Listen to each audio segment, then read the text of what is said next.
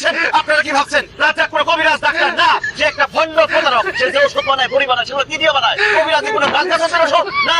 এই দেখেন এগুলো কি আটা মজা শুধু ছাগলের লেজ, এইসব খান আপনার এখানে পেট খারাপ হয়। আরে যে চাচা সে হচ্ছে রাজ্জাকের কাজ করে যেগুলো দাও করতেছে, তার মানে আরে মানে না বুড়া মানুষ রাজ্জাকে ধরেন, রাজ্জাকে মারেন, মারেন না কেন?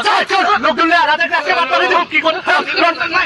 আজকাল খবরে এগুলো কালবাল দিয়ে কাজ হবে না, একটা বন্ধ, দোকান বন্ধ হয়ে যাবো। এত সোজা আমার বাচ্চা আমি খাই দেবো। আমার এই একটা বই খাইলে 7 দিন বাথরুমে থাকতে হইব।